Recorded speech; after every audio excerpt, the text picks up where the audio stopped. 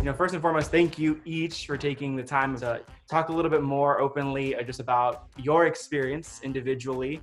It's a little bit of a monumental time for a lot of different organizations right now as people have begun to think about internship programs and how to create really unique but also effective internship experiences. So wanted to bring everyone together to talk a little bit about what your experiences have been like, but also to talk about advice you have for remote interns. Spencer, I'm curious to know what your thoughts are when you first heard about a remote internship program, kind of what went through your mind, what were you thinking about, and maybe if you can just share with us a little bit about your thoughts in applying for something that was going to be entirely remote.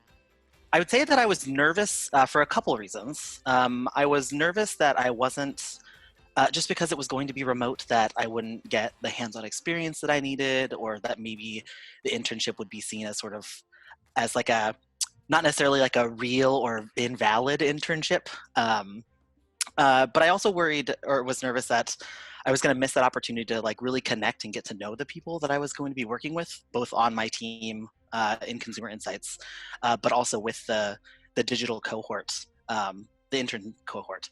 So, but like now that I've been a part of this and that we've been almost 6 weeks into this, I've learned so much and I've gotten great hands-on experience, and I've really connected with both my team and with the rest of the interns. So I really do think that being a part of the remote internship really put my mind at ease with those concerns and with that feeling of being nervous. I'm curious to also hear, like from Jaden specifically, like when you think about like somebody who would do a really good job in a remote environment, like what are some words or what are some key characteristics you think it takes to be successful in like a completely remote internship program? So first, most importantly is communication. You got to be able to break your comfort zone. You can't be nervous or shy. You got to be able to, effectively talk to your colleagues, stay in touch with them, through things like email, instant messaging like Slack, or video chat or audio chat even. Another one is focus. It's easier to, stay focused in a traditional workplace like an office, because all you do there is work, right? Working remotely, it's hard to stay focused with things going on in your home. During this lockdown, a lot of us are sitting with our families, so they can be a bit distracting. For me, I have my sister. She loves to play and do a lot of things, but, I got to tell her when I'm working, like Jaden's working, you just got to let me work. After 5, we can do whatever you want to do, but you just got to be able to stay focused and just really keen in on what you're doing during work. Alexis, I'm curious to know, like, what's a day in the life like for you in media relations, and kind of what can you share with us about what your days have looked like in your specific team and in your program? I'm a part of the PR and communications department. And I would say one of the best things about being in this department is that no day is ever the same. So it's really fast paced, it's constantly changing, which is really fun for me. Some of the daily activities that either I'll do or other people in my department do is research. I do a lot of research on media outlets or writers that could be a good opportunity to get Jam City's mission or message out there.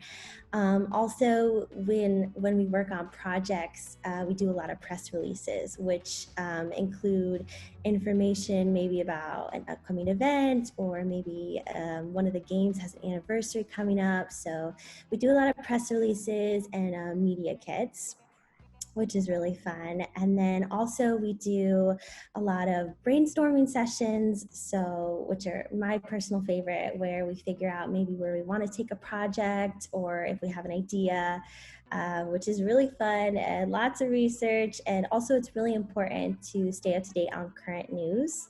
So like current trends or what's happening in the world. And then that kind of alters the way we write or what we want to put out there. So yeah. So I'm curious, Jessica, like what have been your tasks? What have been responsibilities as an MBA student that you've gotten a chance to play a part in? So like Alexis, my days have also varied widely.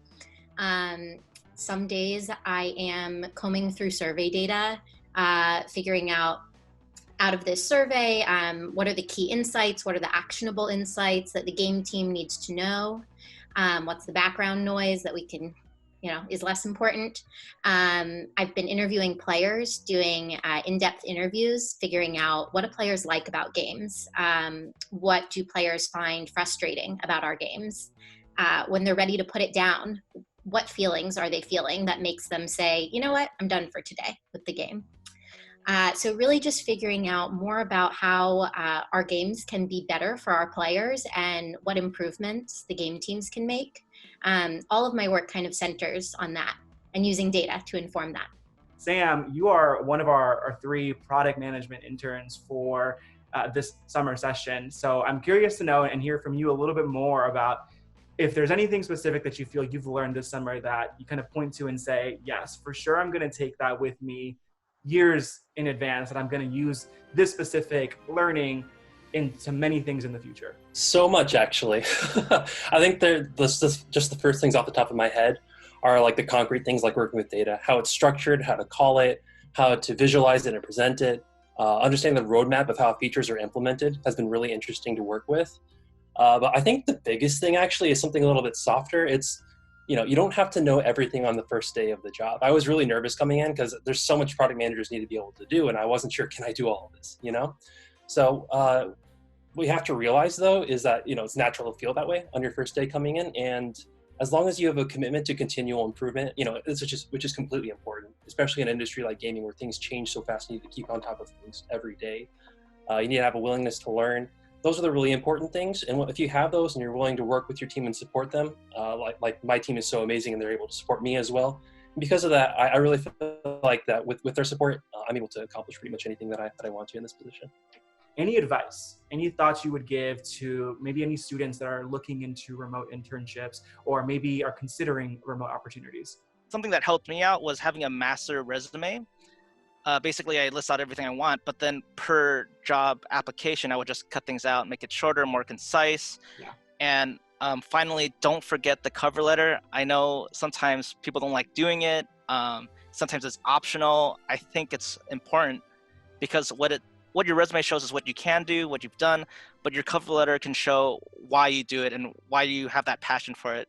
And yeah, that's about it. Yeah. If you could give yourself one piece of advice back when you were looking for roles for the summer, back when you were interviewing for Jam City, what piece of advice would you give yourself? Don't be afraid to ask questions. Like, you are going to need to, I really do think that sort of like once you get the remote internship, like make the most of it and make sure that you're like being communicative and like asking and reaching out to folks.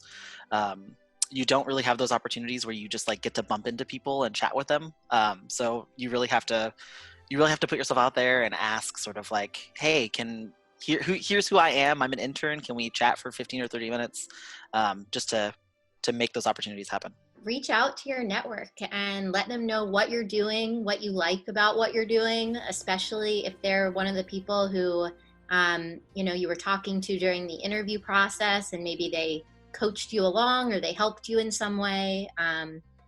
You're never being annoying to send somebody an update and just let them know kind of what's new with you. Your network wants to help. That's what they're there for.